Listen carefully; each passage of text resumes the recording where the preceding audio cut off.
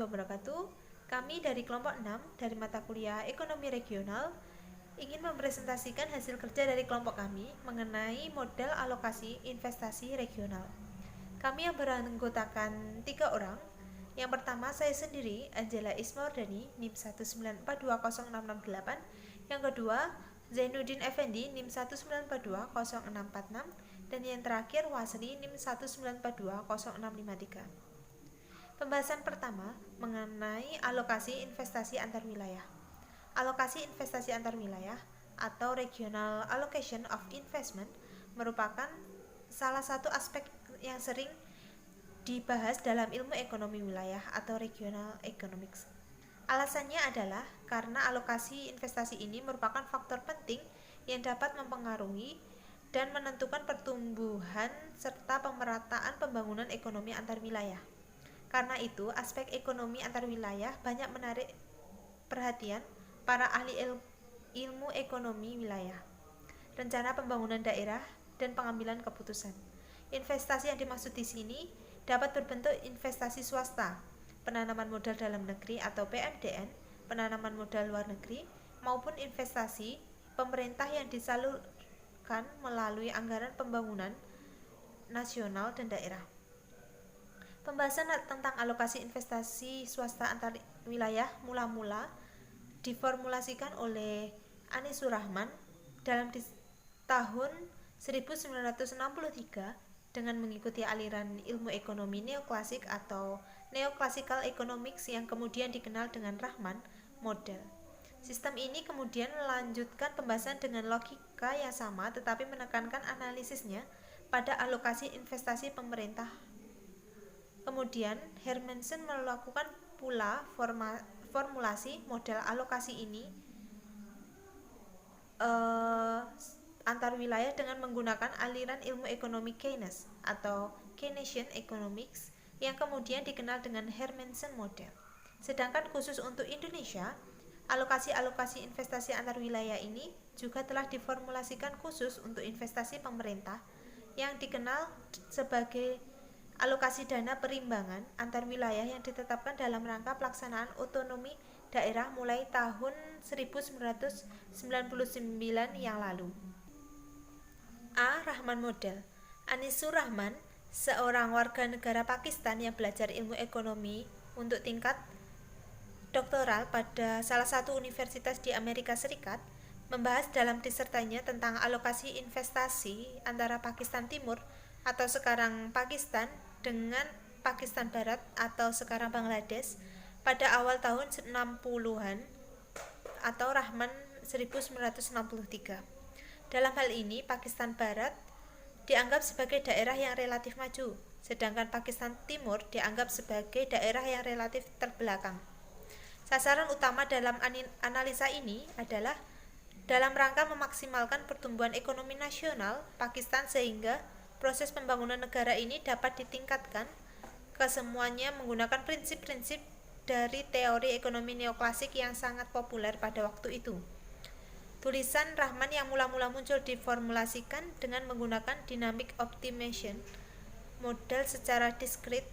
Kemudian beberapa ahli seperti Dorfman pada tahun 1967, Intriligator pada tahun 1964, dan Takayaman pada tahun 1967 mengembangkannya dengan menggunakan model yang bersifat continuous. Bahkan Rahman sendiri mencoba mengembangkan modelnya dengan menggunakan model continuous atau Rahman 66. Karena itu, tidak mengherankan kiranya bila model alokasi investasi regional ini menjadi salah satu kelompok tersendiri dalam ilmu ekonomi wilayah. Mengikuti militer pada tahun 1979, model Rahman ini dimulai dengan formulasikan kaitan antara ekonomi regional dan nasional. Dalam hal perekonomian nasional merupakan penjumlahan dari perekonomian wilayah. Menggunakan model dua wilayah, hubungan ini dapat dituliskan YT sama dengan Y1T ditambah Y2T, di mana YT adalah pendapatan nasional pada tahun T dan Y1T ditambah dan Y2T masing-masingnya adalah pendapatan regional pada daerah 1 dan 2. Seandainya pendapatan nasional tersebut direpresentasikan sebagai stok kapital pada masing-masing wilayah, maka YT sama dengan B1K1T ditambah B2K2T, di mana K1 dan K2 masing-masingnya adalah jumlah stok kapital di wilayah 1 dan 2. Selanjutnya akan diteruskan oleh teman saya. Saya akan melanjutkan presentasi dari teman saya. B. Model Hermanse. Model alokasi investasi antara wilayah dari Hermanse pada dasarnya merupakan aplikasi teori ekonomi Keynesian yang diterapkan untuk masalah alokasi investasi antara wilayah. Dalam hal ini, model Hermanse menekankan analisisnya pada aspek peningkatan produksi dan pendapatan (production income generating) serta tabungan (saving) pada dua wilayah. Dalam hal ini, diasumsikan bahwa peningkatan produksi dan pendapatan hanya dihasilkan oleh peningkatan pengguna modal dan semua variabel terkait adalah dalam nilai real. C. Alokasi dana perimbangan di Indonesia.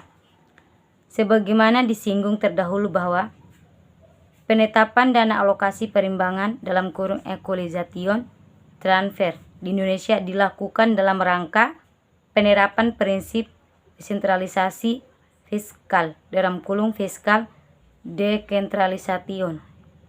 Sistem alokasi dana ini ditetapkan dalam Undang-Undang Nomor 23 Tahun 2004 tentang perimbangan keuangan pusat dan daerah, baik provinsi, kabupaten, dan kota. Sasaran utama dalam hal ini adalah untuk mewujudkan keseimbangan alokasi dan antara cara pemerintah pusat dan penerimaan daerah, sehingga dapat mendukung pelaksanaan otonomi daerah secara keseluruhan. Penerapan sistem alokasi dana perimbangan ini secara efektif mulai diterapkan di Indonesia pada tahun 2001 yang lalu. Sesuai dengan ketentuan undang-undang dan peraturan pemerintah yang berlaku bahwa dana perimbangan yang disediakan oleh pemerintah pusat dalam anggaran pendapatan dan belanja negara (APBN) minimum 25% dapat dialokasikan ke wilayah dalam 3 bentuk, yaitu dana bagi hasil (DBH) baik dari pajak ataupun sumber daya alam, dan alokasi umum (DAU) dan dana alokasi khusus (DAK). Ini berarti bahwa dana perimbangan (DB) secara umum. Saya akan melanjutkan, yaitu yang D, evaluasi alokasi investasi antar wilayah. Membandingkan ketika model alokasi investasi yang telah diuraikan terdahulu terlihat bahwa baik modal Rahman maupun modal Hermansen keduanya bertujuan untuk memaksimalkan pertumbuhan ekonomi nasional dalam rangka mewujudkan ini.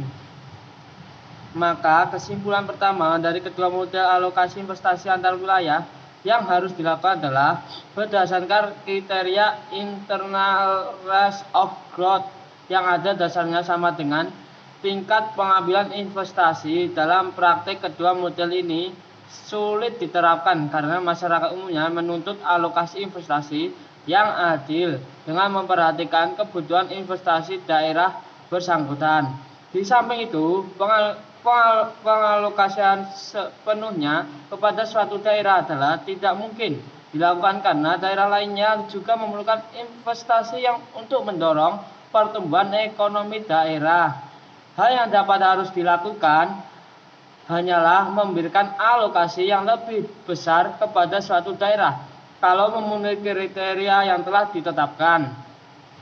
Karena dalam praktek alokasi investasi antar wilayah yang dapat dilakukan dan dapat pula diterima oleh masyarakat adalah seperti yang dilakukan Indonesia dalam alokasi dana perimbangan untuk masing-masing daerah pada model ini alokasi dilakukan tidak seragam sepenuhnya, tetapi dilakukan dalam 3 bentuk. Pertama, alokasi dana bagi hasil pajak dan sumber daya alam yang didasarkan pada kemampuan produksi baru daerah bersangkutan. Kedua, alokasi DAU dilakukan berdasarkan prinsip celah fisikal, yaitu perbedaan antara kebutuhan dan kemampuan fisikal masing-masing. Di daerah ketiga, alokasi DAK yang dilakukan sesuai dengan permasalahan khusus yang dihadapi oleh suatu daerah seperti kemiskinan, peranan yang sangat rusak berat, dan adanya penyakit menular dan permasalahan lainnya. Dan DBH sama dengan DBH tambah DAU plus DAK. Alokasi DBH pajak ditetapkan sebesar 20% untuk daerah dan 80% untuk pemerintah pusat. Sedangkan DBH untuk sumber daya alam ditentukan 15% untuk masing-masing provinsi dan sisanya 85% untuk pusat, sedangkan alokasi sebesar 15% untuk wilayah selanjutnya dibagi pula sebesar 6% untuk daerah penghasil dan sisanya untuk daerah tetangga yang berdekatan. Sistem alokasi DBH ini sengaja ditetapkan untuk mewujudkan keadilan antara daerah penghasilan yang ternyata juga banyak yang masih ditinggalkan pembangunan dan kesejahteraannya dibandingkan dengan pemerintah pusat. Dan perekonomian nasional secara keseluruhan DAU dialokasikan untuk mengurangi kesenjangan fisikal antara daerah sehingga kemampuan wilayah untuk mengolah dan membangun daerah dapat diusahakan menjadi relatif merata kalau tidak dapat disamakan.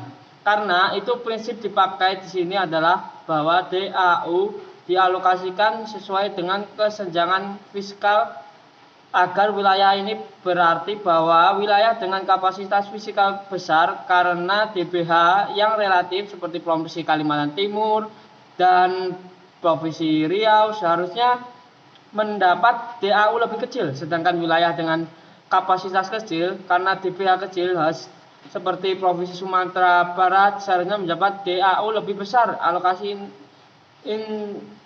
ini sengaja dibuat dengan kepentingan daerah saja dan merupakan kepentingan nasional sebagai suatu sistem alokasi dana yang relatif baru bagi Indonesia. Formulasi alokasi DAU antar wilayah ternyata mengalami perubahan dari apa yang dilakukan sesuai dengan Undang-Undang Nomor 55 Tahun 1999 yang kemudian disesuaikan dengan Undang-Undang Nomor 33 Tahun 2004. Penyesuaian ini dilakukan setelah melihat berbagai kelemahan yang terdapat pada alokasi dana berdasarkan formulasi awal yang telah dilakukan sebelumnya. Ya, itu tadi penjelasan dari kelompok saya. Kurang lebihnya mohon maaf. Akhiron wa taufiq wal hidayat wa ridha wa inayah. Wassalamualaikum warahmatullahi wabarakatuh.